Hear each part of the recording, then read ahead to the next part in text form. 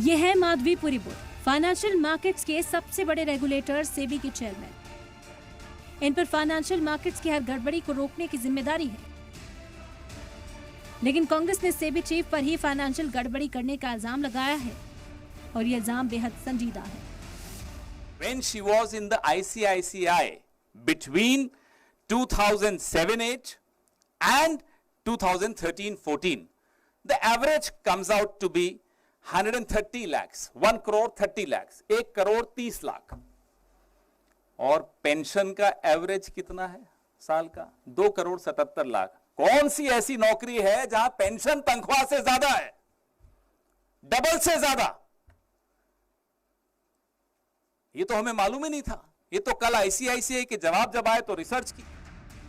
कांग्रेस की ओर से इल्जाम लगाया गया कि ईएसयूपी के जरिए जो शेयर माधवी बुच को मिले थे, उन शेयर्स की जब कीमत बढ़ गई तो उन्हें बेचा गया और ये सब कुछ तब हुआ जब माधवी बुच सेबी चेयरपर्सन। अब जो शेयर का वैल्यू बढ़ा इस कंपनी की, उस बढ़ी हुई वैल्यू में इन्होंने एक्सरसाइज किया अपना ईसॉप।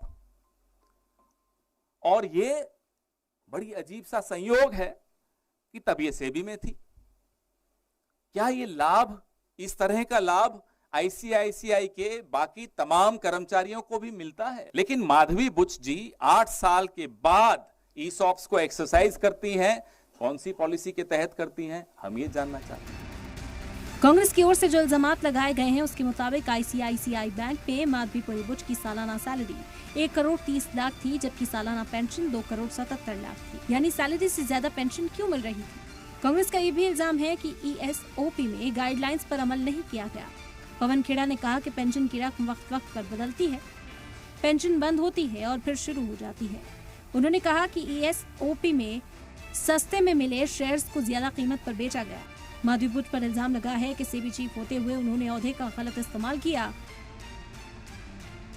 ये जो टीडीएस आपने दिया, जो अमाउंट है उस टीडीएस का आपने पे कर दिया माधवी जी के बिहाफ पर, तो क्या वो माधवी बुच जी की इनकम में माना नहीं जाएगा? हम और आप इनकम टैक्स देते हैं, हम सब थोड़ा बहुत समझते हैं इनकम टैक्स को। और अगर वो उनकी इनकम में है, she should be tax for it.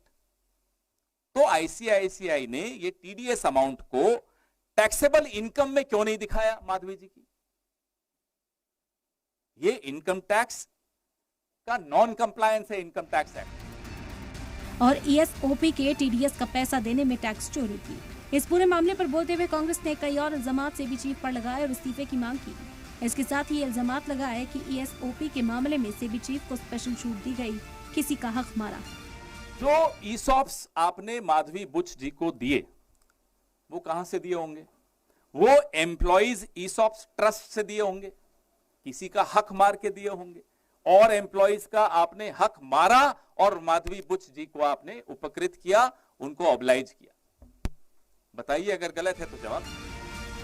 यहाँ ध्यान देने वाली बात यह है कि माधवीपुरी बुच लंबे वक्त से आईसीआईसीआई ग्रुप से जुड़ी रही हैं और कांग्रेस ने बार बार ये इल्जाम लगाया कि सेबी चीफ ने अपने ओहदे का गलत इस्तेमाल करते हुए आईसीआईसीआई ग्रुप से कई फायदे लेने के बदले में उसे फायदा पहुंचाया। ब्यूरो रिपोर्ट, सलाम टीवी।